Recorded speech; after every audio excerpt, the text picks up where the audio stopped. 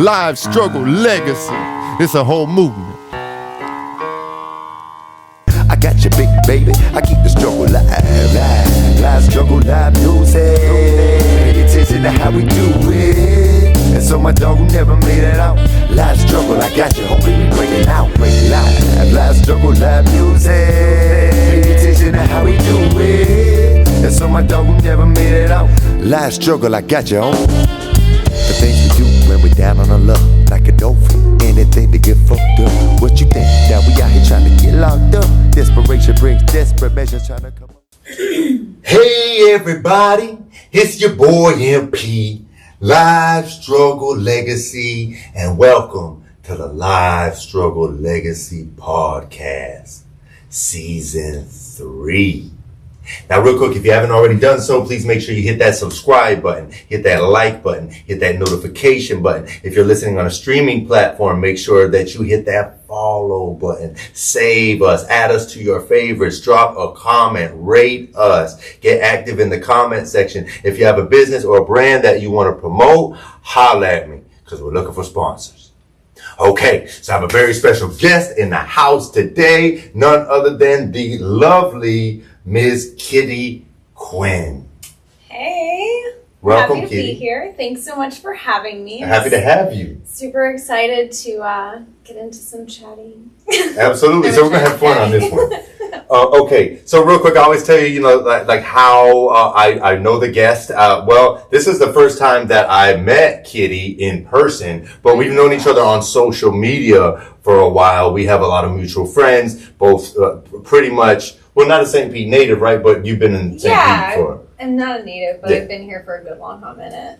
Right. So, and I'll let her tell the story. I'm going to tell too much. I just want you to know, how this guest came to be. She has a pretty incredible story, and I'm going to let her tell it. So, Kitty, what's your life struggle? Tell us about. That's my life struggle. Tell us about Kitty Quinn. Goodness. However far back you want to start.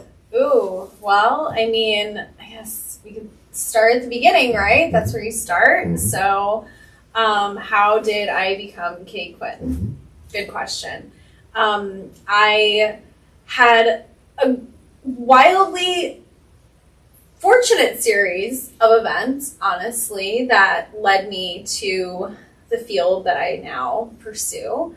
And I'm a retired dental office manager. I was in dentistry for over 10 years.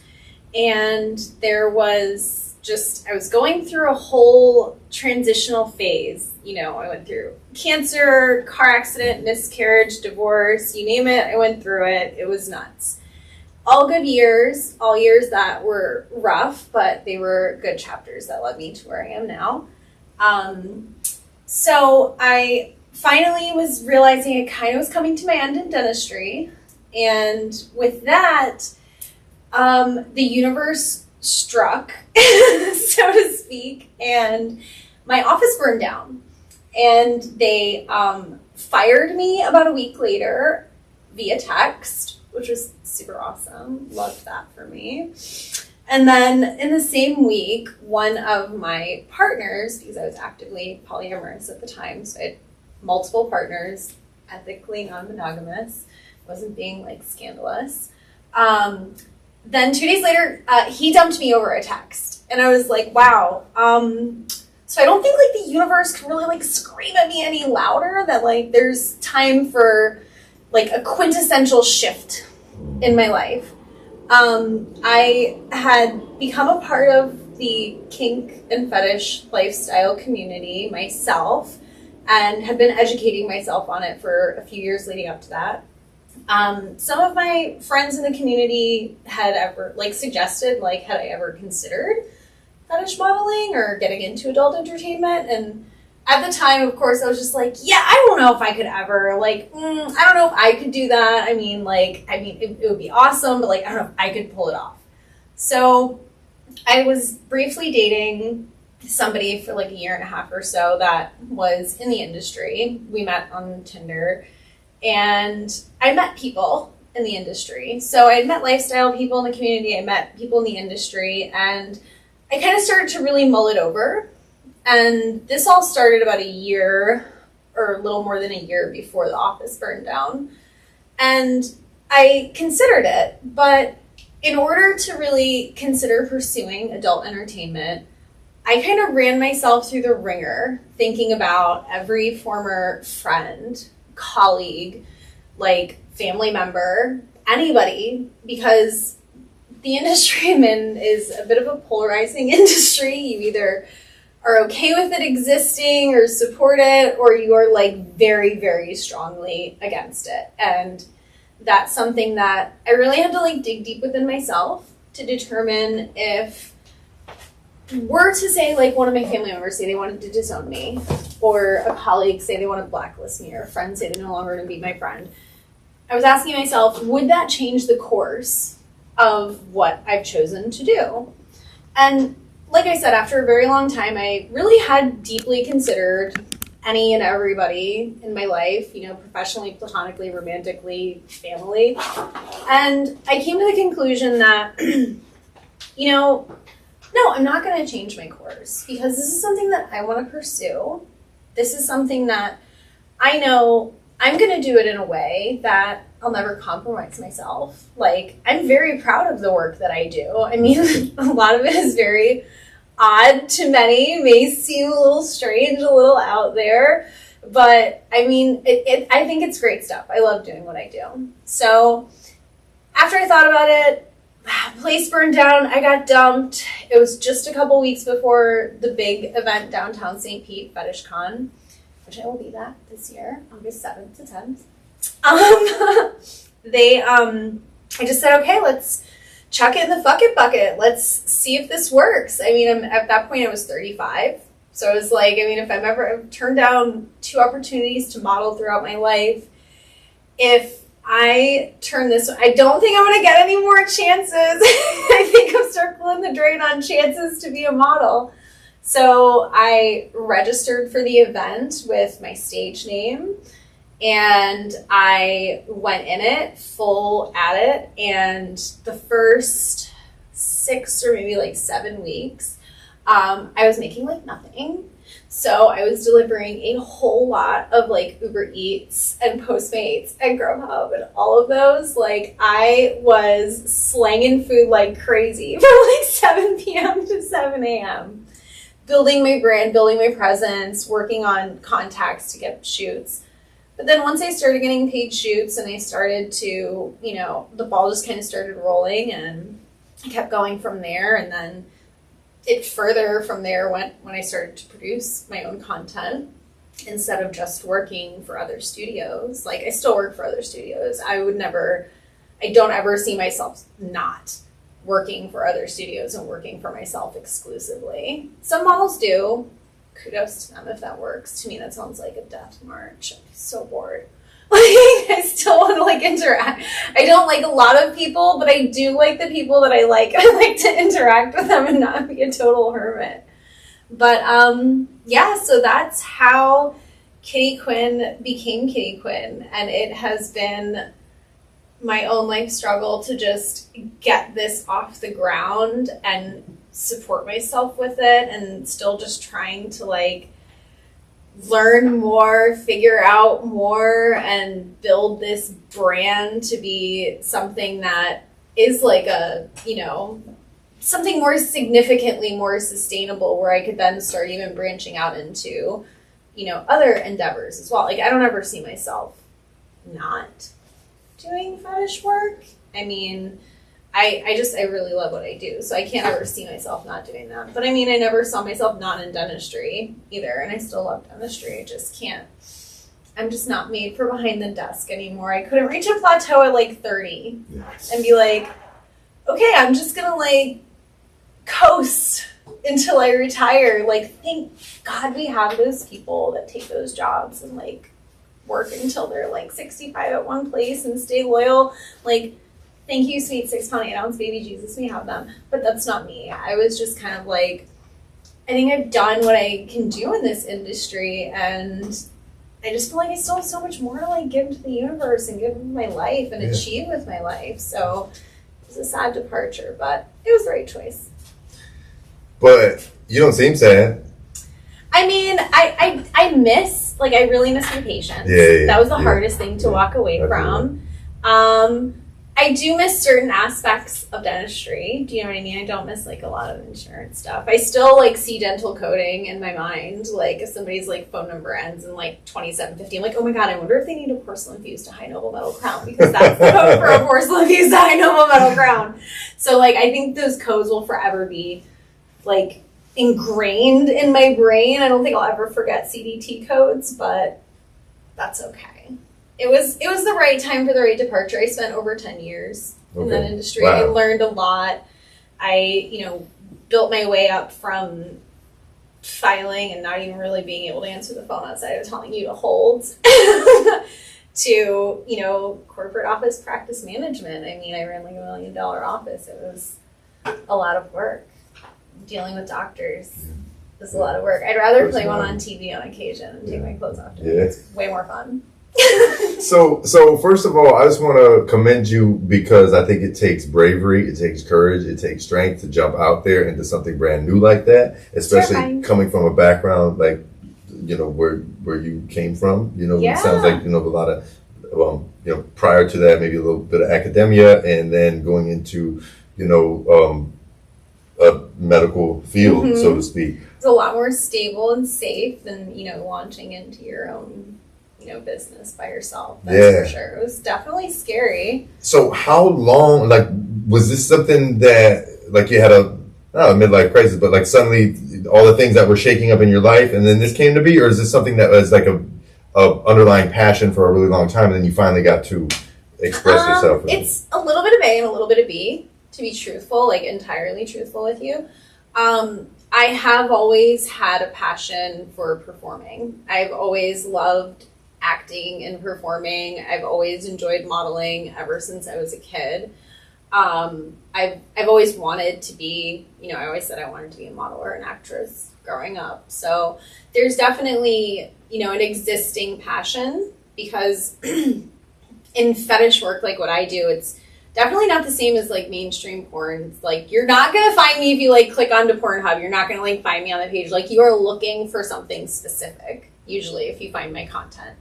So there's a lot more dialogue and a lot more acting involved so you're actually doing fetish. So I have to carry, I have to sit in front of a camera by myself and carry a scene and talk for 8, 12, 20 minutes and really sell something or play off of other models or carry the scene for other models that are newbies that are still trying to figure it out. And so there's my own passion in that. I've always, I've never been professional by any means or even close to a photographer, but I always appreciated taking, I was always kind of a shutterbug to a degree. So doing my own production, and I've done PA work for other studios, and I get hired to run camera for them on occasion. If they don't need me in front of the camera, I can be behind the camera. So I think those parts come from that long time passion. I mean, I started taking acting classes, it was first grade when I took my first acting class. So that is in it, but honestly, the whole aspect of being into adult entertainment, I had you asked me, I've been doing this 6 years now, had you asked me, maybe 15 or 20 years ago if I would have ever be, doing what I'm doing today, I would have probably laughed my ass off and told you were crazy, because I don't think I had ever seen myself, not that I ever, I never had a problem, with, a looking down on it or thinking, oh, well, I could never do that like that. It was just something I didn't see in my future by any means. But, the stars just kind of aligned with me, exploring more into the community and by happenstance matching with somebody that I ended up dating for 1.5 years that happened to be in the industry.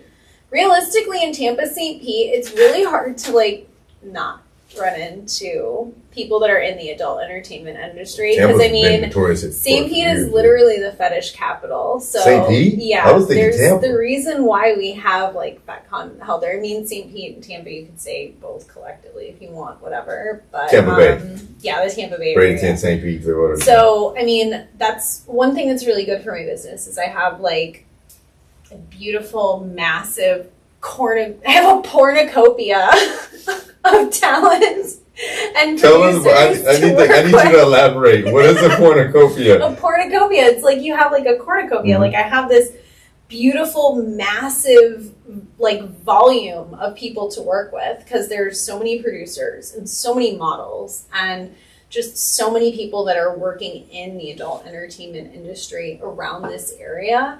That's something that has greatly played into my business plan because typically, unless I'm doing custom work where you're ordering a very specific custom video, I don't typically pay my models to work. We do trade.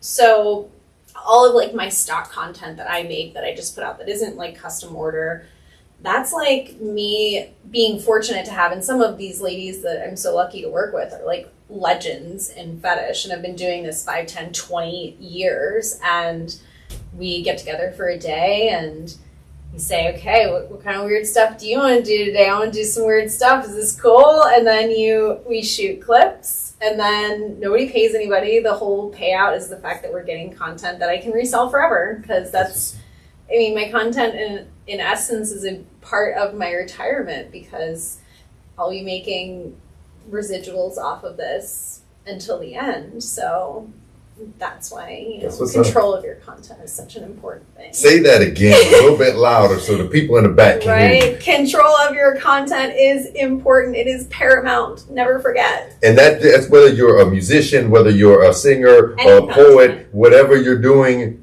One more time. Control of your content is paramount, folks. Amen. So okay. Now I don't know because like this whole.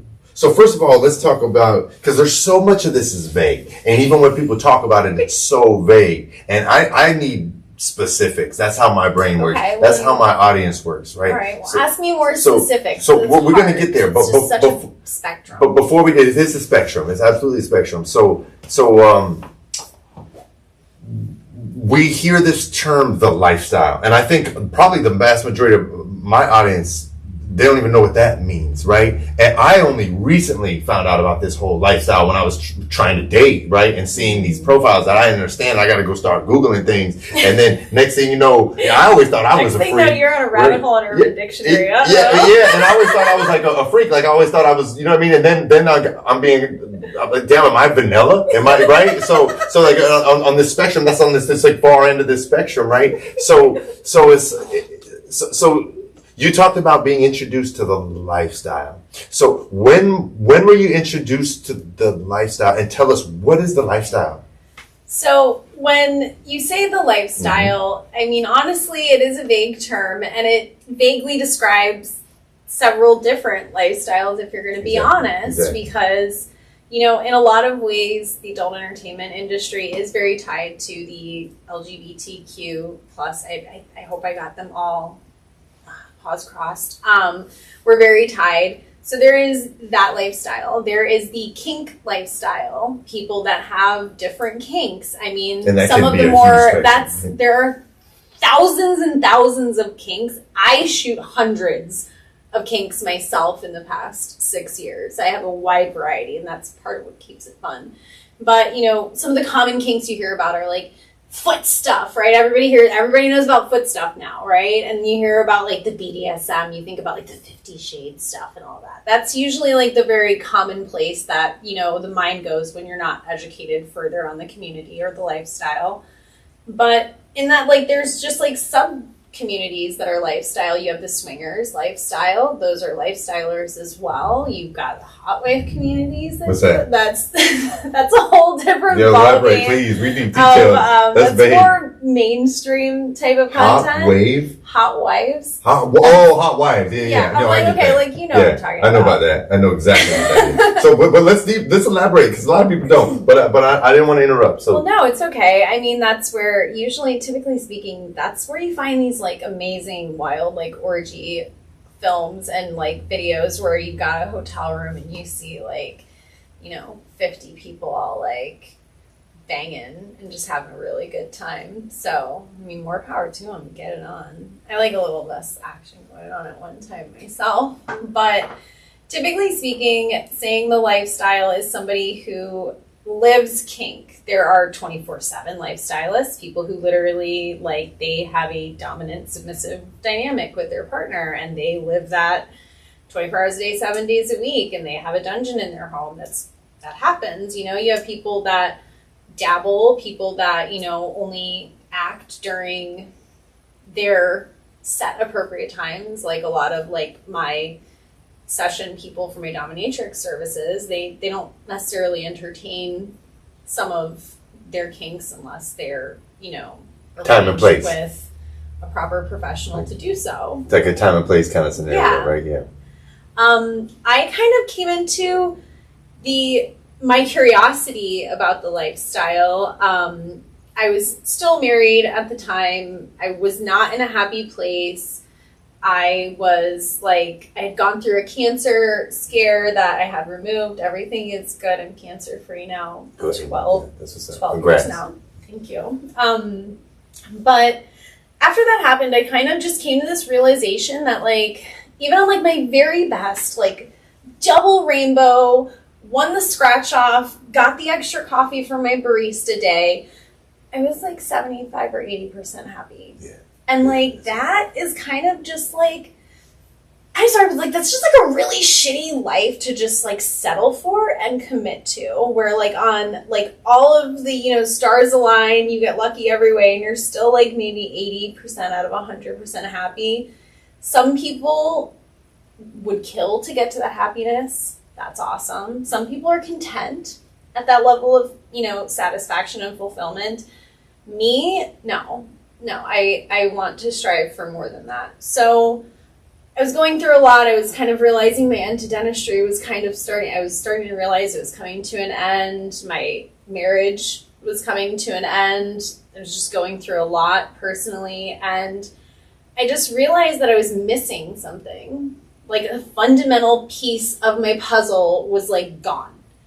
And I loathe 50 Shades of Grey for all of the horrible ripple effects it caused in the lifestyle and in the community with miseducation, mostly. Okay, so that's not like an accurate depiction. No, Jesus, for the love I don't know, of I've all never that even is seen it, godly so and it holy and unholy, it is not know it's a big accurate. hype. It's not I know accurate. women love it and they talk about it all For the what time. it is, I read the books for, like, a steamy, I'm going to sit at home on a Saturday and, like, flick my bean while I read page 113 for the fourth time.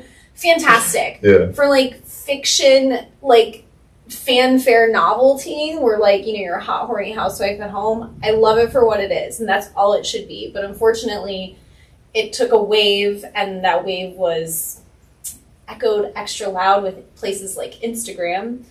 And a lot of still people hear the echo, yeah. were very misinformed and thought they understood. They're like, oh, I saw a trailer. Oh, I saw a couple memes. Now I'm a dom. And it's not, no, it's not okay. It's not cool. People, you can hurt people mentally, physically, emotionally. There's a thin line, right? There has to be a level of education. Yeah. It shouldn't be And something done a on level of ignorance. trust. Exactly. Yeah. There's so much more involved. So for that, I hate 50 Shades. What I love about it is it put the conversation on my dining room table. Because at the end of the day, I was looking into it. I was kind of just reading about it more and just kind of, like, really kind of digging a little deeper into the psychology of it, trying to understand if this was just a curiosity. What is this to me? And I was able to gauge how my ex-husband felt about it, because for how long you couldn't turn on the news. Because he wasn't your ex at the time, right? Yeah, we were married, we were together. And at that time, you couldn't turn on the TV or, like, go to the water cooler at the office and not hear people talking about 50 Shades. So that showed me that that was something he was very not interested in. That's something that is not for him. I was able to gauge that with his strong reactions. And that was when I was like, okay, I really need to educate myself on this now, because at that point, I'd been with this man since I was 18. I was, like, into my late 20s. We were married. I thought I was with my life partner forever and ever. Amen. And I was like, if this is something, like, is this something I'm curious about? Is this something that I just need to, like, watch on porn while he's at work, flick the bean, and not destroy a marriage because this is something I, like, need? Or is it something that like I need in my life? And in the course of me going through my like education of myself, my research, so to speak, things fell apart with my ex and shit hit the fan and lickety split before I knew it. That was it. Like, stick a fork in it, we're done.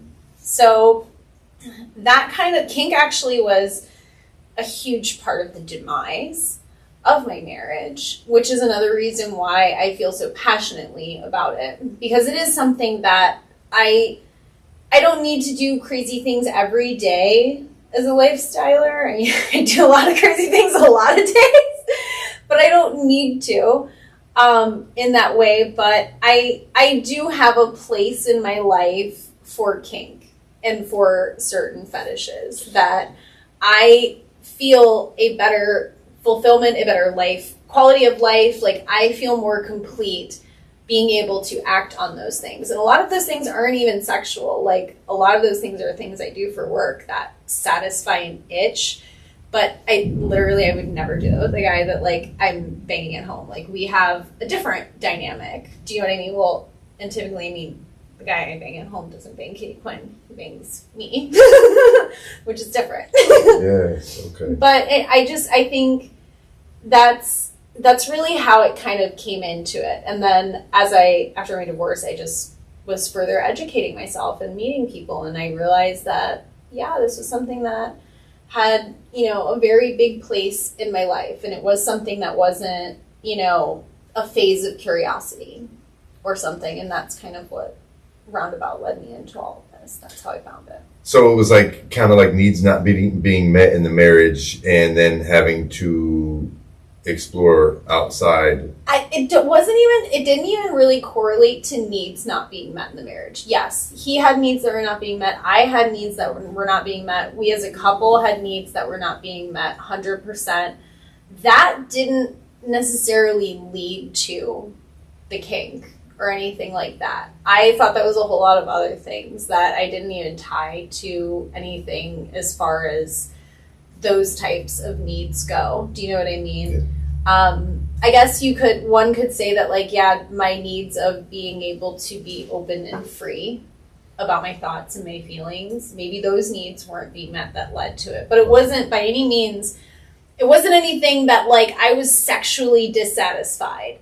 Like, did we have the healthiest sexual relationship towards the end of marriage? No, probably not. But I mean, a lot of times throughout the course of marriage, there are periods of that happens. Yeah. It is what it is. Yeah. But by no means did that lead me to seek out something more because I needed further. And that's a lot of, for me, is why a lot of kink for me is a lot about the psychology more so than, really getting into crazy. I like to do crazy physical acts on other people, not as much like on the receiving end. Okay. Yeah, I got you. So, so like, I guess because we're still super vague, right? And I don't want to pry. I don't want you to, of course, I would never expect you to talk about anything you don't want to talk about. Mm-hmm. But like, what are some specifics that? Like specific what? Well, that's what I'm trying to figure out, because like, you have kinks, you have fetishes. Is a kink and a fetish, is that the same thing? Yeah, they're one and the same. Really, okay. We're talking about semantics as far as like, well, this is something that some people may refer to one or the other, and I always get it mixed up with that part about it. But like, some people just say like, well, this is something you need to be able to get off or climax. Like, you have to have your fetish involved. Right? Or it's something that's like, a kink or a fetish where you're like, hey, like, I can totally just like not wear any crazy outfits, roll over, kiss my partner, be like, roll over, let's just lay here and have normal, basic, vanilla sex. But sometimes I'm like, yeah, I want to put on like my thigh-high boots and put on some latex and do crazy things, So to sometimes it's more or less the degree of how much you need it involved in your life. For me personally, I think you're trying super hard to be respectful and not just say like, what are your kinks, Kitty Quinn? I will humor you and I will answer you a couple. Right now, as you can see, I'm wearing pantyhose. Pantyhose is actually one of my biggest money makers, as a matter of fact. I have loved pantyhose since I was 3. Like, you can't get me out of pantyhose. Most women loathe them. Like, I wore them to my shoot, and I literally had not one, not two, 3 models. They were like, oh my God, I don't even know how you're wearing this, Kitty. Like, I can't stand it. And I'm like, I've always You love the feel of them on your body? I love the way they feel. I love the kink. way they look. And I realized that there is something very, like, sexual and sensual about them that can be tied in. So that, for me, is a personal fetish that I profit on. It is one of my top 3 categories. I make the most money off of sneakers, pantyhose, and tickling people, which... Tickling is a huge one, and I live, and that's what I did this morning. That's what I was shooting this morning with some hot, sexy ladies, and I was getting them tied down and, and tickling them until they squealed for me. It was amazing. Hilarious. I love it. Now, like, tickling, I don't get anything as a sexual part out of it, but, and the majority of a lot of my big fans of me being into tickling is seeing, because you have ticklers and ticklees. Tickly is the person getting tickled. Tickler is one tickling them. Well, I have audiences of both because I'm, like, painfully ticklish. But people love watching me as a tickler because you can see how much I enjoy it. Like, I can't even hide it. Like, I have so much fun tickling people. But like, not nearly as much as being the ticklee. Yeah, no, that's like legitimate torture, and I'm thrashing and I'm cursing and I'm screaming and I'm sweating and I'm a hot mess and I want to, like, break out of the whatever they have me bound with at the moment. Oh, I see. So you bind and tickle. I mean, typically speaking, I mean, honestly speaking, unbound tickling is kind of dangerous, and that's how you get like your teeth knocked out or break your nose or something. You can. And I told them, I'm like, you better tighten those restraints. I'm gonna get out of these because I busted out of some restraints a couple of times on a couple of sets. But now tickling is a big thing that I wouldn't call it a fetish for me because I don't get anything sexually out of it. I've learned through picking the brains of some of, you know, my fans and my clients and my supporters and buyers. I understand the sexual, like, what they get out of it. I get it. But for me, it doesn't give me any sexual pleasure. I could literally tickle people all day. And when you see me tickling people, my facial expressions, it just reads everywhere. And that's why people love to watch me tickle people, because I just thoroughly enjoy doing it. And I'm a great actress, but, you know, there's some things that just read on film that, you know, you can't replicate necessarily in the same way. And people pay big money to see people get tickled. Oh yeah, they do. Oh yeah, they do. I mean, we still have people. Me and another model friend of mine, Whitney Morgan, did a demo at FetCon. So we got up on the main stage for Clips for Sale, and we went to town tickling. To this day, I still get people sending us, like, pictures or, like, when are we gonna be able to find the video of that? And it was just, oh my God, it was insane. Like, you could just hear me in the microphone. Like, you could hear, like, all of the Bayfront Hotel, I think, could hear me screaming bloody murder. But it was a great time. It's a great workout. You get a lot of, like, endorphins. You do, yeah. It's exhausting, for sure. Especially, I mean, being in bondage anyway is very, very tiring. You work muscles you don't ever think you had when you're fighting against, you know, ropes and handcuffs and stuff. So you know, that's an interesting thing, because it's a theme that keeps coming up. Like when I was I went through this when I was introduced to that whole thing, right? And I thought, and here I'm thinking I'm this, like, whole freak, and then I see the motherfucker, you vanilla as fuck, because nobody's tying me up, nobody's, you know what I mean? This is just me, you know what I mean? Like, this is my preference, right? But I was amazed by how many people, like, were really into that. And like, a lot of people are into that. And I don't knock it by any means, you know, but, like, you know, I think I'm a little different in the sense, well, and here's the beautiful thing about this world that we live in, right? I remember I met this country ass dude, right? And he said to me one time, he said, you know, it takes all kinds to make a world. You know what I mean? It's true, and I do love all my kinds. And it does, and it does. And so, like, you know, just because I don't like what somebody else likes doesn't mean I can't respect them. You know what I mean? And they can't respect me. And then it opens up this whole world, like, of wow, there is somebody that likes some of everything, right? Like this new weird kink with men I see. is like they literally like women to beat the shit out of them. Like, it's not new. Well, I guess it's not. It's new to me. It's new to me. Like, but I'm seeing like, damn, she just hit him like as hard as she could in the face, and he liked it. For you know? Ages. Yeah, I'm sure, right? Corporal punishment are one of my favorite types of sessions. I absolutely love like flogging and cropping. Oh That's my god, flogging, right? Yeah. Electrosounding was like the best time of my life. Like stick a metal rod right up his heel and electrocute him. Oh my god, that was the most fun ever. Electric up the pee-pee hole? Well, like you like dilate it slowly with like different rods, and then you zap them. I do like electrocuting people. It's really fun. Is that where the Quinn comes in? Is it so hold on, pause, stop. Let's go back. Where did the name Kitty Quinn come from? Okay, the name Kitty Quinn. Have you ever seen the movie Boogie Nights? I remember Marky Mark was in it, right? Yes, he was, and he was Dirk Diggler. Yeah. And he like had his moment. He was like in a hot tub, and then he just was like, I have my name, and he like saw his like name in neons, and it was like breaking whatever. Well, like as like ridiculous and like totally beyond stupid as that sounds, like I had that moment. I was at the time I was going to this one kava bar, Mad Hatter's. I was sitting there with like the pair of tea tenders and my ex, and we were hanging out, and I was just like, oh my, you guys, oh my god, I know my stage name. And this, mind you, was like 9 months before I got into the industry. I just like had my moment. And I was sitting there and I like saw it in my head in neons and like pink and blue neons. It was super cute. And I just saw Kitty Quinn and I said it out loud and I was like, oh my god, that just rolls right off the tongue. I am absolutely a cat lady, by all means. I love cats.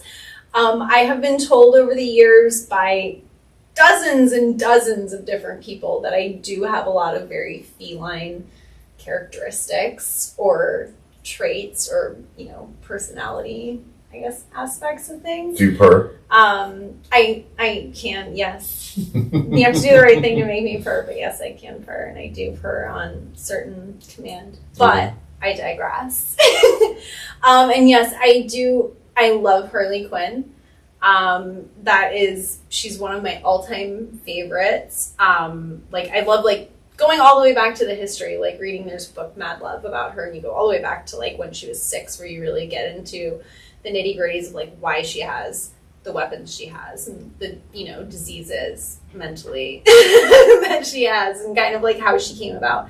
There's something inexplicably relatable about her to me. I mean, there's obviously, there's nothing real. There's a lot of things that are very different and not remotely alike, but there's just always been something very relatable about her and something that just kind of felt like home about her character. And, of course, that was like, 2016 when Suicide Squad came out. I think 2017, we were all, if you had a vagina, you were Harley Quinn for Halloween. I entered a contest. I entered a costume contest. I think I won that one, actually, which was like the only time I've ever won a costume contest. I was super proud. But, no, there's just something that I find like innately relatable to her. And because I mean, like, I'm a little crazy. I'm not like Harley Quinn crazy. I'm like manageably, charmingly crazy. We'll call it that. Okay. But yeah, it was something to do with, you know, I've always loved cats and kitties, and there's just something kind of was just like stuck out to me about Kitty, because I don't know why. Like I said, I never like put the two together. I had been mulling around different ideas because like we had weird conversations, so we started talking about stage names, and I just had my night one night drinking my kratom tea and just was like, oh, there it is, right there in neons. And I never thought your again. Dirk Diggler moment. Yes, my Dirk Diggler moment. The Kitty Quinn moment. That's what's up. So, you know, the more we talk, and I'm thinking about like my little thin slice of what I think I know about this lifestyle, right? And it's really like an onion. There's like layer after layer after layer. Yeah, like right? a big fat great granddaddy onion. Yeah, that has yeah. like sub onions inside Yeah. of itself. Yeah, and like the more I learn about it, I guess I am like vanilla as fuck. Like I really I can say I that. had been involved in the lifestyle, like learning about fetish for what? It was about 3 years before I even started doing it. And I even felt like that was like 3 years of like education, like research and exploring. And even I, to this day, sometimes I'm just like, what? Like, I'm not really even like shocked anymore. Like, that's one thing I've gotten desensitized. Like, it takes a lot for me to be like, that's weird. So yeah. I mean, I don't, and it's not even necessarily about it being weird. It's like, okay, I'm gonna give you this really bizarre analogy, right? And it's gonna seem so out of context, but this is the way my brain works, right? So, okay, I'm a fitness guy, right? And I have been for my entire adult life, pretty much, most of it at least. Like even when I was in the streets and like doing unhealthy shit, I always worked out a little bit. Mm-hmm. You know what I mean? I always had a gym membership. I always worked out like at least once or twice, a couple times a week, right? But when I went away for a long time. Everybody on the podcast knows I did a bunch of time in prison. Kind of fucked me up, maybe a little bit, maybe not, maybe made me a lot better, right? But what I'm saying is, when I got home. So I used to run a lot in prison. I used to jog all the time. I got super skinny because it becomes this addiction, you know, endorphins and whatnot, right? Mm-hmm. So, but I'm saying that to say, when I got home, I became a coach, right? And it was like, I loved it. I forgot still to this day, I love coaching. I love leading people, you know what I mean, through exercise, doing uncomfortable things and motivating and inspiring, right? And so, this is going to seem out of context, but I'm tied in. So, I was a coach at like a pretty high end fitness franchise, like really well known fitness franchise, and it had this big following. And then as a new coach, I was encouraged to interact with our membership base, which makes sense, right? We would do, you know, happy hours. It was kind of weird because you'd like go eat really unhealthy food and drink way too much to kind of counter the healthy thing. But then at the same time, it's how you get to know people when they're not, you know, trying to do their best, trying to impress, whatever it is that people do. Not that that's what people should do at the gym, but you know, as a competitive background, you want your coach to be proud. You know what I mean? You don't want to let down other people. You don't want to seem like the weakest person, right? And that's not my mentality, but that's just the mentality around a gym environment, right? Mm-hmm. Especially group settings. Group fitness is my jam, right? That's my thing, right? So now they would have me do these obstacle races, right? Mm-hmm. So so the obstacle races seem cool. Like, and I used to watch like American Ninja Warrior when I was locked up, and I used to think that was kind of cool. And then seeing like these obstacle races, right? And then I see how much they cost, like $80, $100, right? Mm-hmm. Some of them maybe 40, but the cheapest one is going to be like $40, and that's probably like with a promo code or something, right? So I'm thinking, man, damn, these people are paying $80, $100 to go running through, jumping. I'm like, this is the shit we had to do when we were kids. Like, if you wanted to survive the day, we were jumping. I remember what was the name of the projects over there? Well, I can't think of the name of it, but these projects used to be in the get chased out, getting rocks and bottles thrown, jumping. So that's what I think of, and it's like, damn, y'all are paying to do this? Like, we had no choice, running from the police, like, all these things, right? So okay, here's the analogy, and don't get me wrong, I did it with them. You know, like, I'm an open-minded person, and like what other people want to do matters to me, especially if like I respect them, I appreciate them. Mm-hmm. They're my members, they support me. Let me support you. This is I'm big on community. You know what I mean? I'm big on connection. Synergy. And yeah, exactly, right. So, but how does this all relate? So with the bondage thing, right? So I was locked up for nearly a decade, 8 years, right? And so there was no sex. Like, you know what I mean? I jerked off. Like, I'm a human being. Having like sympathy pains right now. Right. I'm just thinking about that. Yeah. So you know, I would jerk off, right? But even that, I would keep to a bare minimum. I know I would have to release because it would build up, and it would come out of my sleep, right? Oh no shit. Yeah. Like, and I don't mean a wet dream like when I was a kid. I mean like you wake up and just a mess. and then you're it's gotta be a fetish. And then well, it wasn't a fetish for me. Like, and then you got a bunkie in there, and you're locked behind a wall in a room half the size of this studio. Not even like about a sixth. I'm not exaggerating. About a sixth of the size of Oh the space, my and we're not in a goodness. real big room, right? So now I got to get up, like make sure this motherfucker's asleep, take off my, my draw, my big mask, My put it in a place drawers. where, yes, exactly. And then I got to find. Hopefully, I got clean underwear, like a clean outfit, because it's like, you know what I mean. Nightmare. And but how am I tying all this in? So it's like when I would see these women, like, yeah, I would like to be tied up, and like well, first of all, I could barely tie a knot, right? I could barely tie a knot, but it's like, man, that's a whole lot of, in just in my perspective, I'm not knocking it, right? But I'm like, damn, I gotta get the ropes. I gotta tie you up. Like this is all time, right? And then as somebody who now even further in life, like I'm a dad, I work all the time. It's like, how much time do I have? Like, I think we really don't need that much. We're gonna tie up all this stuff, and then like, how much are we gonna have any time to like? What's gonna be like? Well, see, that's part of it. Like, number one, you have straps, you have handcuffs. There's a million ways to get Real around quick. it if you're not going to be a good rigger, because like that's Oh, just so a matter that's of safety stuff. But a lot of times, a lot of these kinks and bondage included, a lot of it isn't sexual. Like, a lot of the satisfaction is within most times it's the power exchange. Yeah. Sometimes it's just sensations of like feeling pain, and then it can heighten the pleasure that you feel. I mean, there's like, for me personally, a lot of kinks and stuff that I have is like when I'm actually, on the rare occasion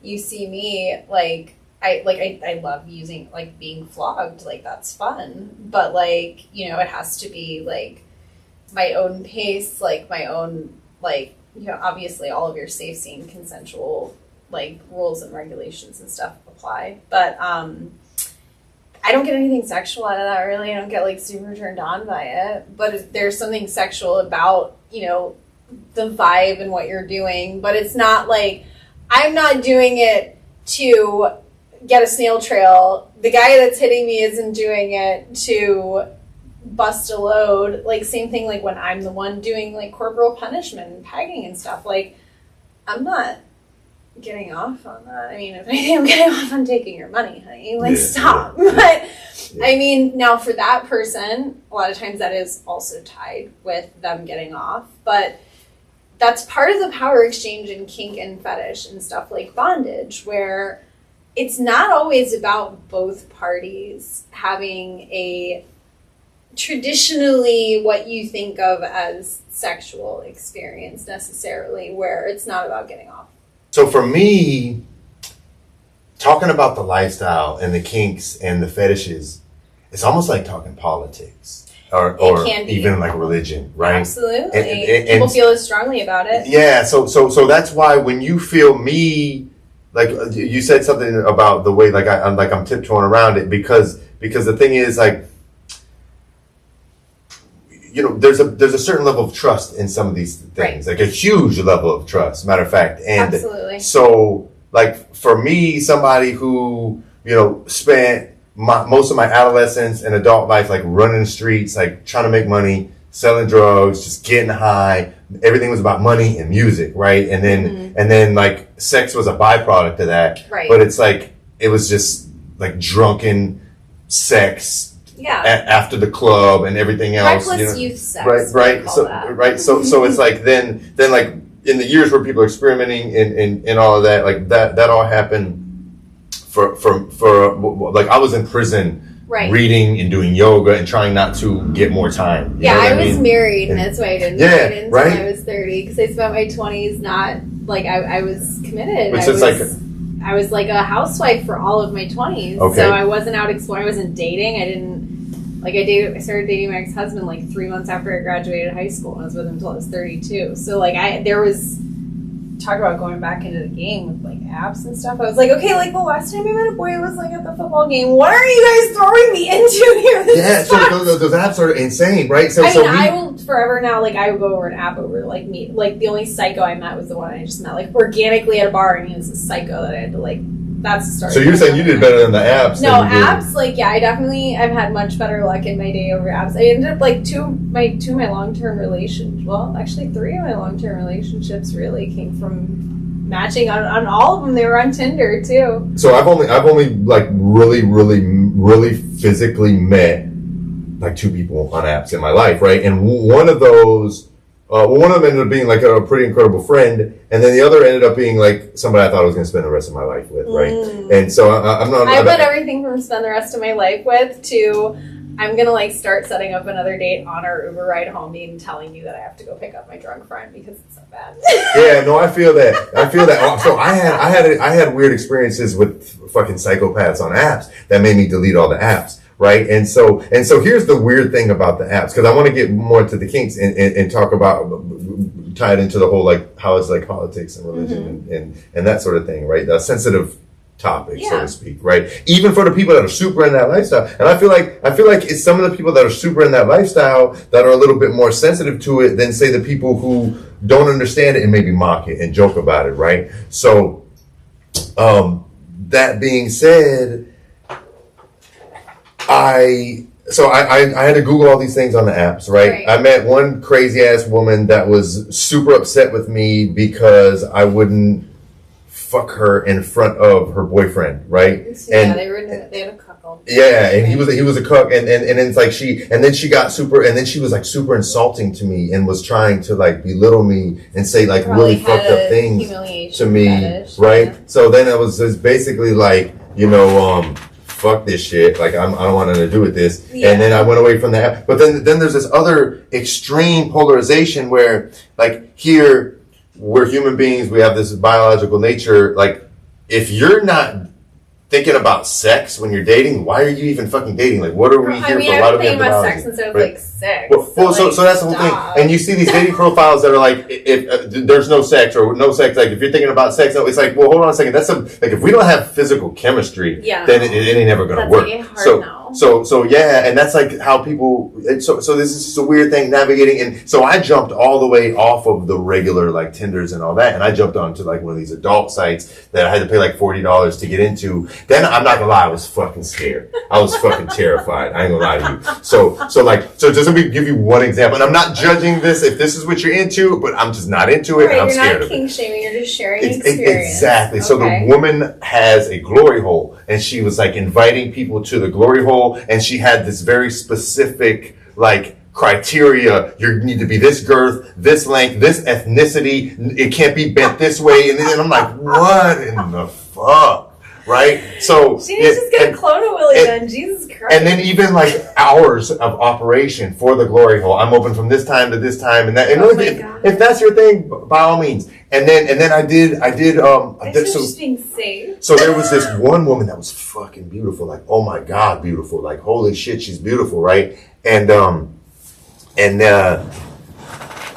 then she starts messaging me, right? And then, but it wasn't her; it was her husband. He's like, yeah, I just want you to know I'm her husband. And then he sends me a picture of him. I'm like, come on, bro, you know what I mean? And he's like, my wife likes you, and I screen, so this is my screening. And he tells me all the things that she's into, like double penetration and this and that, and like the lusty, you know what I mean, animal nature in me is like, God damn, she's fine, maybe this is worth it. But then like I'm looking at it, because like I don't knock people, but like that is a very specific lifestyle. I messed around with a married couple that were open about that.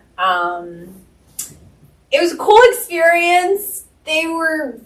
Shit just gets really weird sometimes. The problem is, in theory, if you're actually practicing things in a safe, sane, and consensual manner, and you're in a healthy dynamic, which is unfortunately not common enough, it can be rainbows, sunshine, unicorns, and butterflies all out of your ass, and it can be a delight.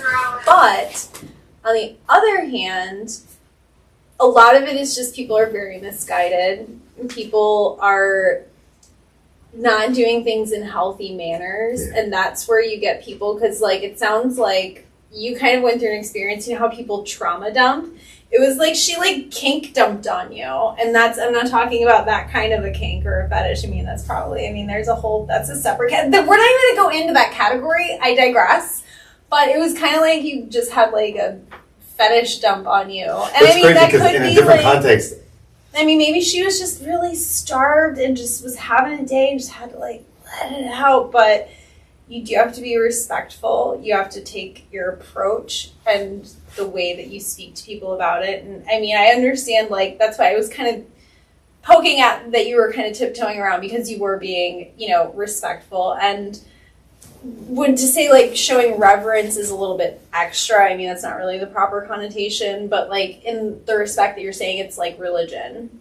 Like, when you discuss religion, you show reverence. Like, when you discuss politics, you should show some restraint. Yeah. Like, No, do you know what I mean? Yeah, so absolutely. it's just a matter of approaching a topic in the right way, because if you don't, at the end of the day, people are going to shut down and not talk to you, or they're going to be making a joke of you. Well, I think if you come at it in an honest and curious manner where you are being respectful, then most people in the lifestyle were pretty happy to spill it and share, because you never know when you're going to find new cool people to come and be like-minded. Even if you don't, like, shake it down with them, they might be still cool to hang out with. Yeah, no, absolutely. And so I want to dive into that, right? So like one thing so I know I want to tell like a funny story, and like I don't mean to be disrespectful to anybody in their sexuality, like, you know what I mean, if you're a homosexual or you're bisexual or whatever, like, no disrespect, this is stories, it's for comedy, right? It's entertainment. So, but I have a good buddy of mine, and he lives on these sites, and he is really into the lifestyle. But he's in the swinger community, right? That's his thing. And a big part of that swinger community is, I don't know if it's the correct term, but I believe it's like the hot wives thing, right? Mm-hmm. So he all the time gets these dates, and he shows me these pictures of these like absolutely gorgeous women, and they're like, yeah, come fuck me while my husband watches, and he sits in the corner and he jerks off, right? And so we have every hotel has a cocktail, right? So yes, exactly. So he that's funny you say that they do, but you know, the funny thing is I have another friend, and like he's very conservative. I don't mean like politically. I just mean just like in general. Yeah. And he's like, I don't want to call him prude. I don't mean disrespect. This is my brother. But he's not into all that. Like, he's looking for a wife and like wholesome, and you know what I mean? Yeah. And I don't think there's anything wrong with that either. I'm not going to, you know what I mean, ridicule that. But the funny thing is he was like, man, I'm not into that. He's like, man, you're gay. And the dude was like, my homeboy, the one that's not in that, it's like, wait, I'm gay. You're the one that's letting a man jerk off in the corner while you know, and like, that's gay, right? And then, yeah, so, but you know, it was just a joke, and the two difference of opinions kind of clashing, you know. But like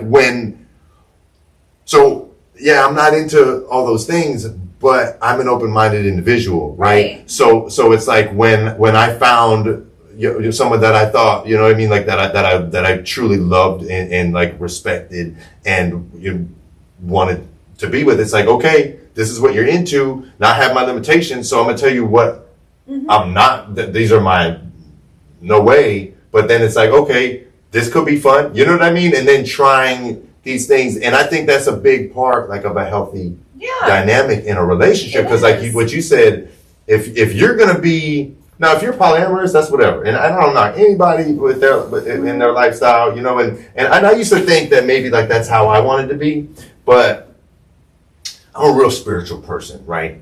And I'm not saying you can't be polyamorous and not be spiritual, but a big part of my spirituality is energy transfer, right? And so that's the thing that I think of time and time again, because, you know, I've had some sexual partners, you know what I mean? And maybe some that I didn't know too well. Maybe I should have known them a little better than I did. You know what I mean? And it's like, even with prophylactics, you know what I mean?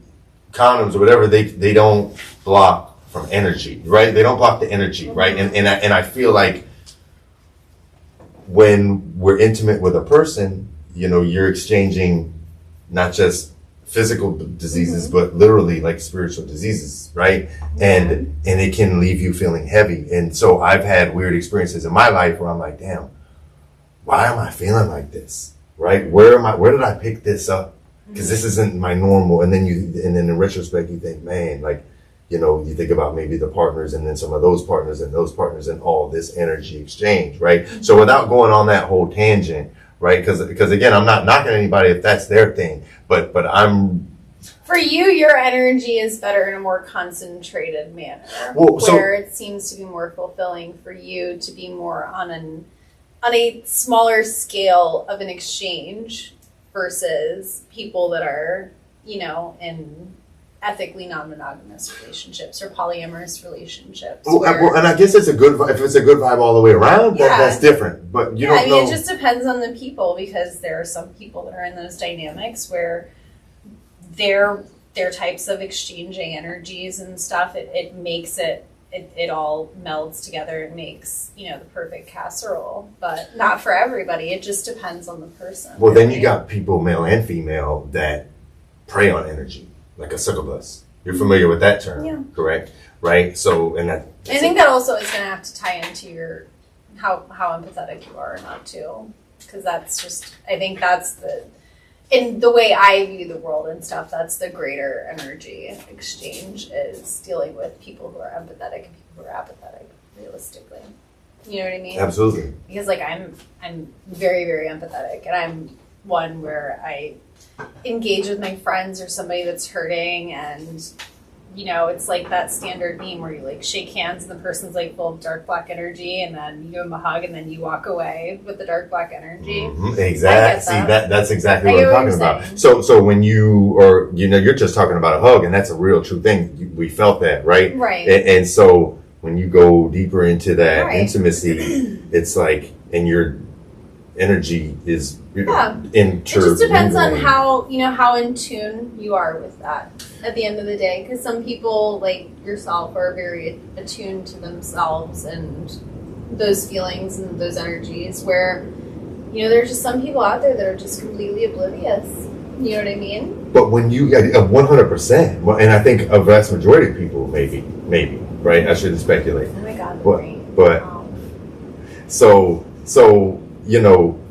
but the thing is, when you're intimate with someone and you trust that person and you love that person, and they show you things that they're into that maybe you weren't necessarily into, but then you think, well, that could be fun, right? And then even some of those things where it's like, it almost seems dangerous, but it's like, well, hold on.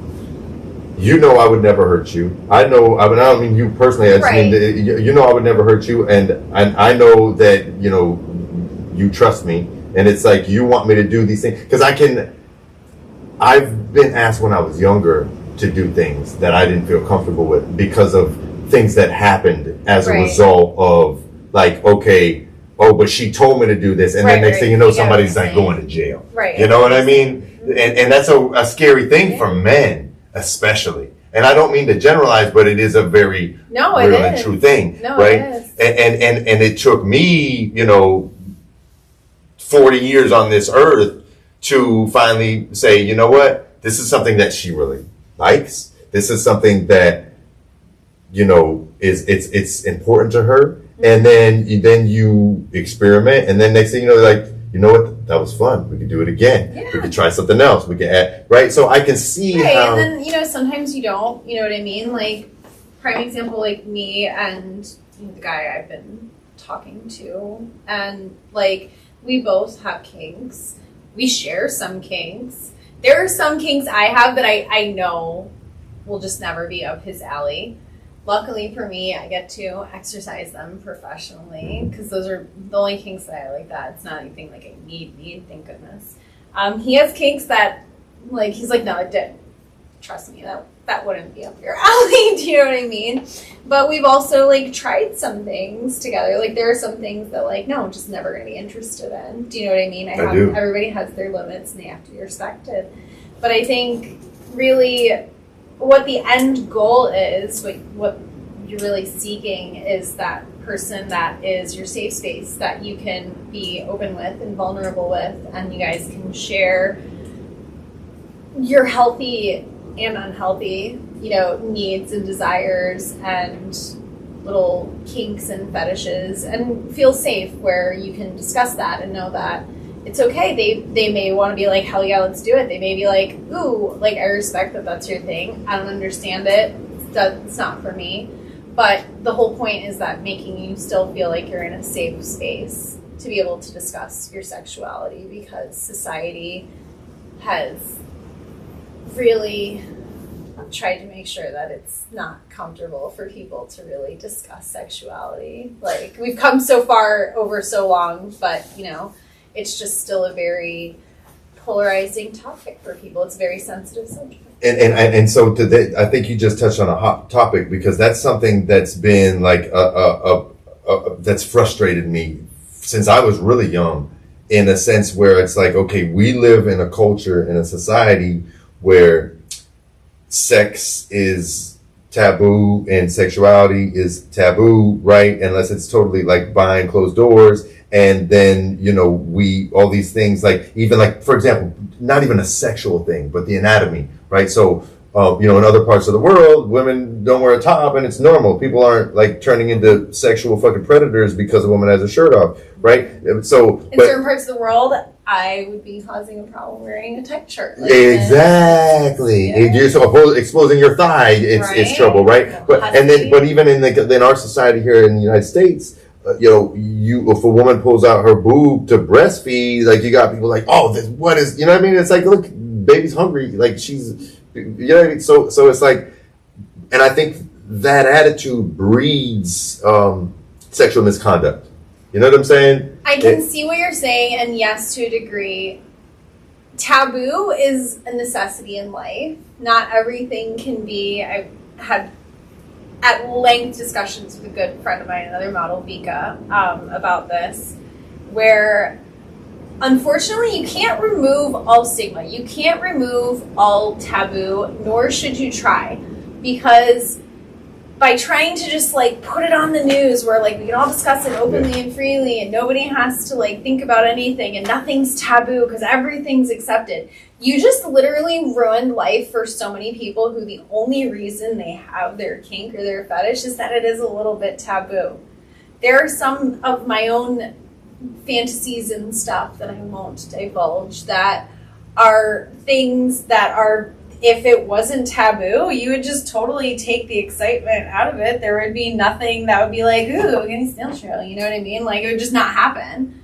So, like, I think, and I also think taboo is necessary because it shouldn't be a gatekeeper, but it's like a filter a little bit. Do you know what I mean? It's just unfortunate that in the right environment with the right people, that it becomes a hindrance. Absolutely. There's a time and a place for everything. Right. We were kind of talking about that earlier. Like, you're not going to wear latex to church. Yeah, no, absolutely. And I'm not saying like put it all out there, but this whole idea of like, sex is bad, pornography's bad, masturbation's bad. Then what happens is people do it. Then they start to prey on, you know what I mean, people that aren't inviting it. You know what I mean? Like, then it becomes predatory. But you know what I mean? Maybe even without being conscious. You know what I mean? Like, I mean, and I think there needs to be a limit at some point for everything, right? Like for example, children need to be protected at all costs, right? That's where I'm going to draw the line. And I wouldn't give a damn about anybody else's opinion. Let's not discuss like children and animals. Right? Yeah. You know what I'm saying? Everybody has to have their line. But I mean, to me, those are my lines. A lot of people would say, maybe even 99% of the things that I do are beyond their lines. At the end of the day, the point is about respecting other people and their differences. Absolutely. It doesn't matter. If you want to go home and you want to have, an unprotected orgy with just like Joe Schmoes right off the road, off Craigslist if you want, that's like no holds barred. I don't give a goddamn. I hope you have a damn good time. Have an extra orgasm for me because like I'm not interested. I mean, maybe I'd probably like watch for a minute or two if you're like on TV for a second. But realistically speaking, like, nobody should be worried about what I'm doing in my bedroom. I don't need to be worried about what anybody else is doing in their bedroom. And I think if we all just had a little bit more respect, but that's the fundamental thing of what's wrong with the world is that we can't respect to agree and disagree. Like, nobody can just take somebody being different or not in agreement with them as being okay and like, cool, we can agree to disagree then. Not a big deal. Yeah. No, absolutely. So it's like, I don't know. I feel like I've talked too much about like my experience. I want to get more into Kitty Quinn and what you have going on, like your branding, your I want to make sure that you talk about your passions, your brand, your business, because we have this audience here and they're locked in right now. They're listening to everything that we say. Like they're pretty solid. So I mean, I am a woman of many hats, as any business owner is. I don't, all of my money, as far as how I support myself being Kitty Quinn and making a business out of Kitty Quinn Fetish, it's very diversified. I mean, I work for studios for paid work. I take custom orders. That's where a good chunk of my busiest work and some of my most profitable work would be in custom content, where you're telling me exactly what you want in your video. I want you to wear this. I want you to sit here and say this and do this. And it can be anywhere. I get vague requests where they're fans of my content and they're like, look, you know what you're doing. This is a rough premise. You run with it. I trust you. I've bought enough of your content to know. That's a huge part of my business. I also have a business where I sell worn items. That's a very big part of my business. I do texting and sexting with people, which is also a huge part of my business. I'm on Cameo, which I always thought, like, initially I thought was so random. Like, Cameo's for, like, legit, like, actually celebrities, like, fetish models and porn, but there's actually a big market for it. That's what I was telling you. I actually have to go home and film some 24-hour request ones as soon as I head out of here. The biggest part of how I support myself is my content creation. I'm not a big OnlyFans girl. Sorry to disappoint. I think OnlyFans is pretty fucking lame, if you ask me. It is a minute fraction of your income unless you are, like, committed to, like, releasing new, like, sucking and fucking videos once a day. Like, you've got to really be, like, banging it out to really be in those top percentages. I don't really shoot that much mainstream content like that. All of my stuff is, I make significantly more money keeping my clothes on in fetish and being funny than I do butt naked, spread eagle, like, whatever. You know what I mean? Like, so, like, I do whatever. I've got plenty of those types of content, but I mean, typically I do fetish. So I make my money off of clip stores. Okay, what's so that? You go to, like, there's clipsforsale.com. That's the biggest one. It's been around for like 20 years. It's a very fetish focused porn site. I have 2 stores on there. I have a store, Kitty Quinn Fetish, which is all sorts of fetishes. I think I have like over 100 categories of content in there, from hiccuping and burping to foot stuff to playing with myself underwater, like, to any like, it's tons of opportunities. And I also have a femdom store because I shoot a lot of femdom content, and splitting those 2 stores works better than having them combined as like a gumbo store. I learned that. I'm also on ManyVids, and I'm on I Want Clips. And so these are all different sites you're naming right now. These are all different sites. No, it's green as well. I totally get it. Typically, unless you're really necessarily into purchasing porn or, fetish content specifically, a lot of times you may not be as familiar with those. But that's my main support, is me releasing content that I'm coming up with on my own. Like, some of the content on those sites is custom content, and I always have it labeled in my description that this was ordered by a custom whatever, order yours now. But all of my main content is just stuff that, like, I've come up with. Like, I planned the idea for the clip. I said, this is how long we want to go. This is what we're going to wear. This is what the framing's going to be. This is the set. Then I did all of the editing myself. I wrote the descriptions myself. I did the GIFs myself. I did the thumbnails myself. I uploaded it and did everything by myself. At this point in my business, I don't, like, outsource anything. Like, I don't let other people like edit my content. I don't let other people go on my platforms and speak on my behalf over texts. I can't say I never will, but at this point, that's just not the right business move for me.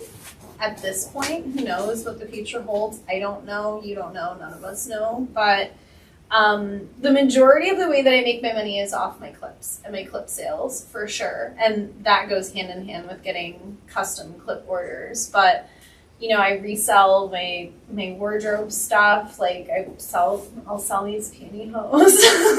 Oh shit! And so like people buy things like your underwear. I had one guy that, like, I swear, I was like, this guy probably has to have like a fucking mannequin or a sex doll in his basement that he lives in with like made of me, because he like went through, I did a spread for this site allover30.com, and he like categorically bought the tank top I wore. He bought the shorts that I wore. He bought the panties that I wore. He even bought the freaking belly button ring and the butt plug. And this was the best part. When he's like, I want the butt plug too. Do you have it? And I was like, yeah. Please, and he was like, so the best part is he sends me a zoomed in shot of my butt plug in my butt.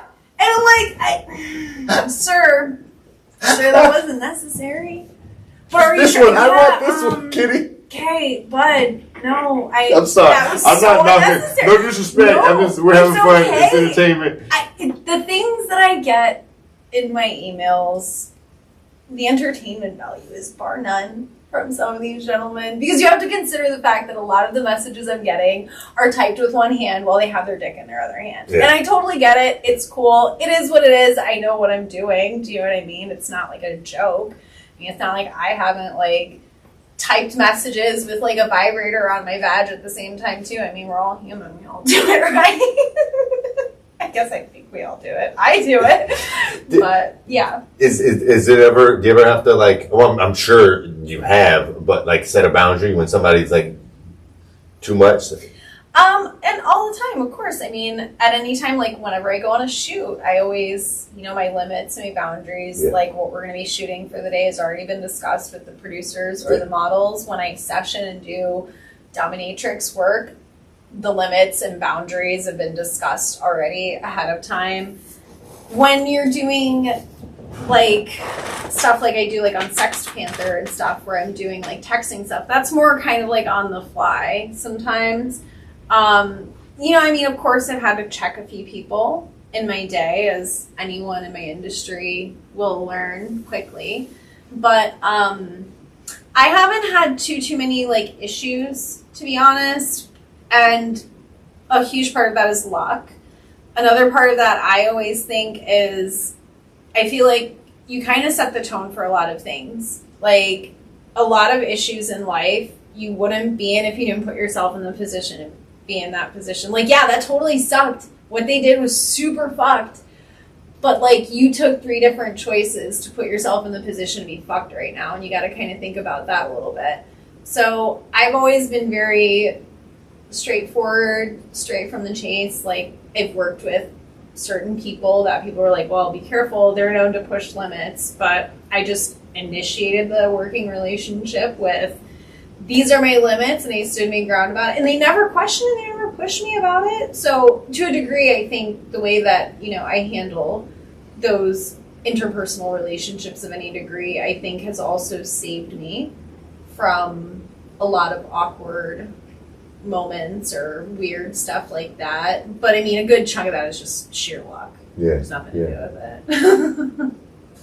So I want to make sure, because I know what you do is pretty niche, and it seems like you got it all figured out. So I want to make sure, you know, if you definitely want to don't have it all figured out. I'll always be learning. But I've got a good like bit of it figured out. I meant like you know you know where you're at. You know your brand, right? You know what you're willing to do, what you're not, right? You and so you know, I just want to make sure, because you have this audience. So if you want to share anything with them in terms of social media handles or anything that you want to promote in terms of Kitty Quinn, or if you just rather leave it at the story. No, absolutely not. So, of course I want your money, honey. That's my favorite fetish. Stop.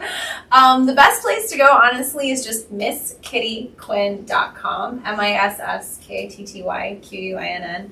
That takes you to all my links. Okay. And then, because I own like 12 domains. You got kittyquinnfetish.com. I want more kittyquinn.com. Talk to kittyquinn.com. Treat Kitty Quinn. Like, That's I've what's got up. a You are on top of million. your shit. Yeah. Because, I mean, it's easier than to remember, like, closeyoursail.com/studio/ whatever. Do you know what I mean? Yeah. So, best place to find me on social media is going to be Twitter. I refuse to call it X. Sorry. I mean, we still call it Twitter. I'm pretty sure. Twitter. I mean, do we X a post? No, we don't. We tweet it. Exactly. Point. But X, Kitty X, Quinn X. Everything's lowercase except for the K and the Q in case I'm shadow banned because they like to hate on us as sex for workers. sure. Hardcore. Not a good time. Tell me how you pay for the stupid check and you still get shadow banned.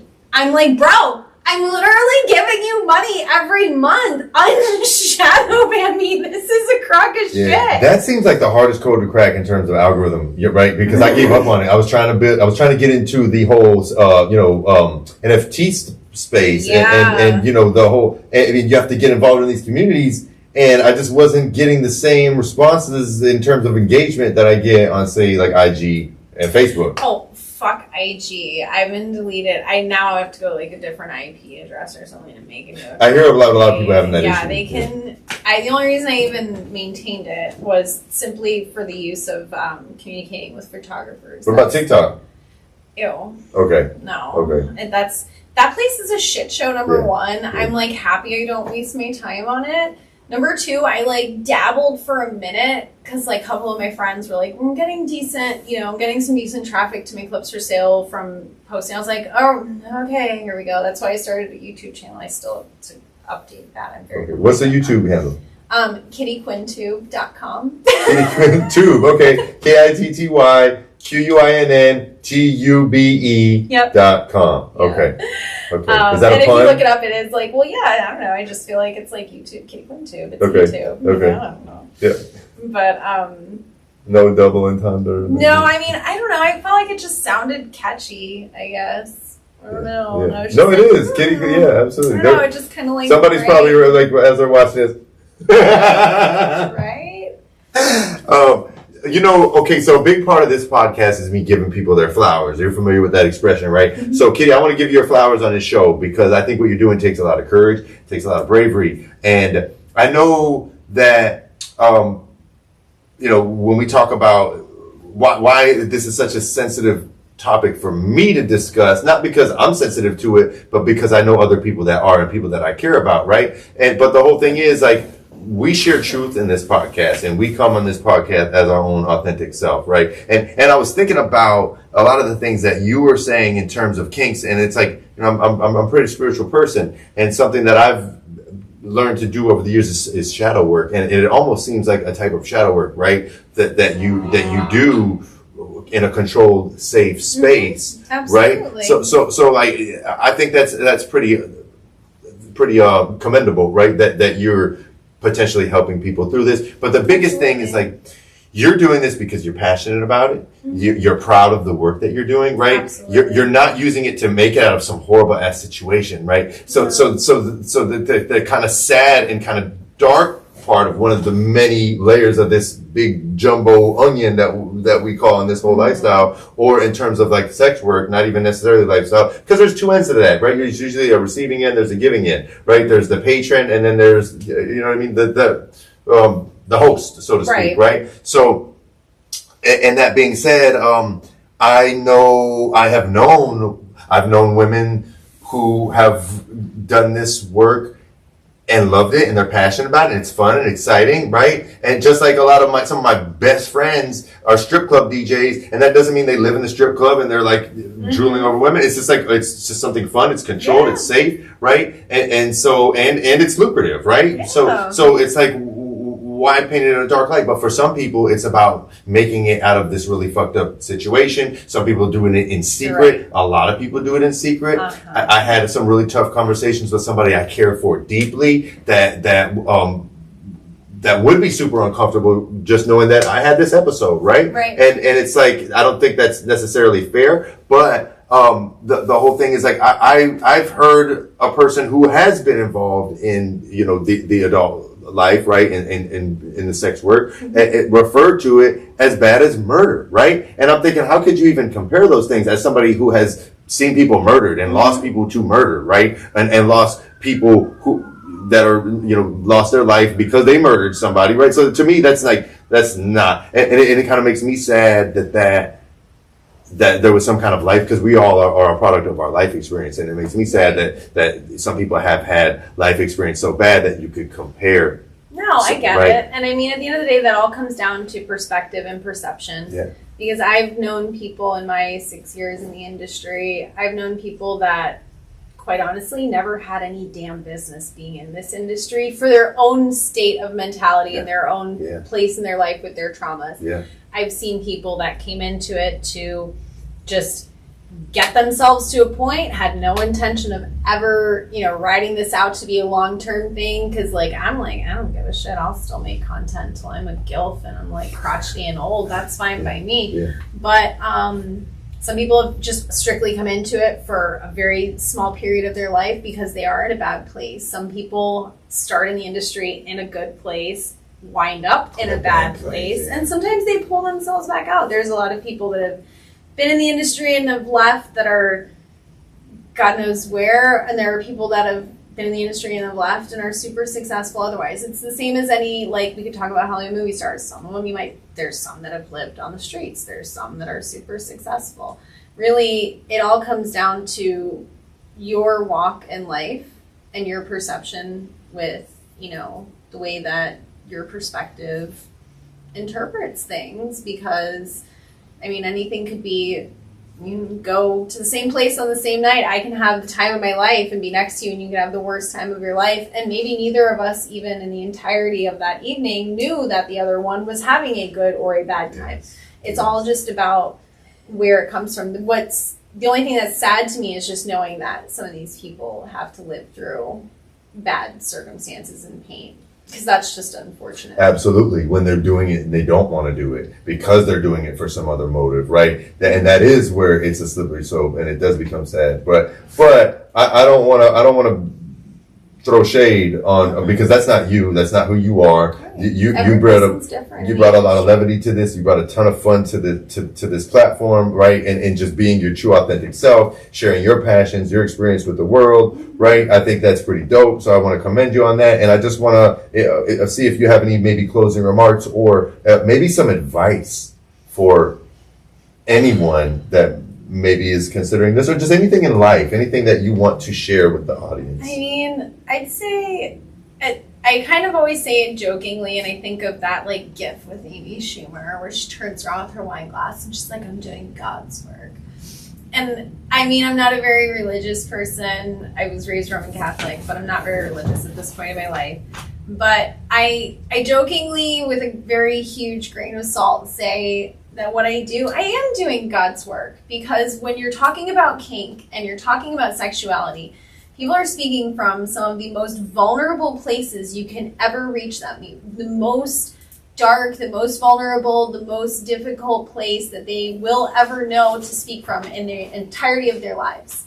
And I've, over the years, I've gotten there. I have a lot of fans and supporters that I've talked to over the years that I still, 5 years later, I still chat with them and stuff, and I've picked their brains and they've opened up to me and stuff. So the difference I know I've made for some people, in being able to come out with their fetish, or I have had a couple of male fans that I was able to kind of help guide them, and then they ended up getting things healthier with their spouses. And I talked to the spouses. I haven't talked to them since they got their stuff ironed out, because he doesn't need me for anything in that way. And yeah, cool, I'm not making money off that person anymore, but I'm just happier that I got to be, a stepping stone and somebody else finding their fulfillment, their happiness. Because me doing this, I found what, puts that last part of the puzzle piece for me to have, fulfillment and satisfaction in my life.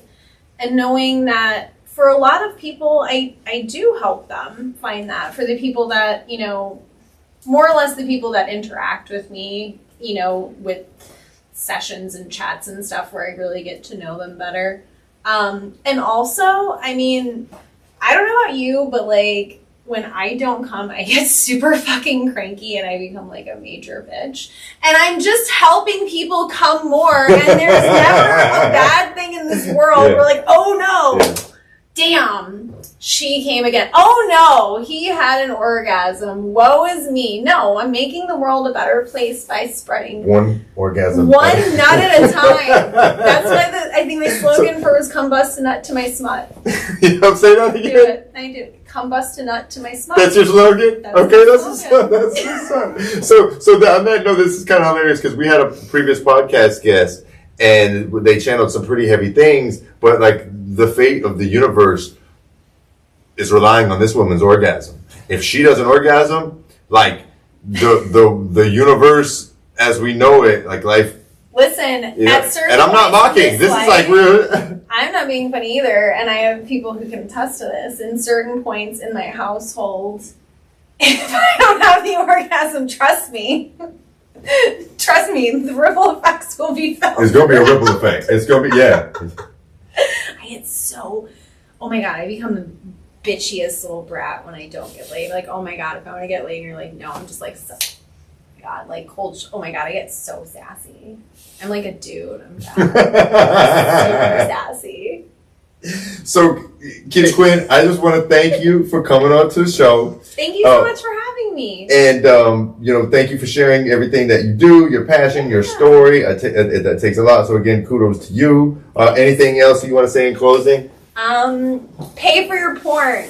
Okay, yeah, you heard the woman. Okay, Miss Kitty Quinn, and then drop the website one more time so they know. Okay, MissKittyQuinn.com. There you go. There you have it. Thank you so much, Miss Kitty. Miss Kitty Quinn. It's a live struggle legacy. I appreciate everybody tuning in. If you haven't already done so, please make sure you hit that subscribe button, that like button, that notification button. If you're watching on a streaming platform, please make sure you hit that follow button, save, download, rate us. And if you're looking to promote your business or your brand, holla at me. We always are looking for sponsors. It's live struggle legacy. We building pyramids.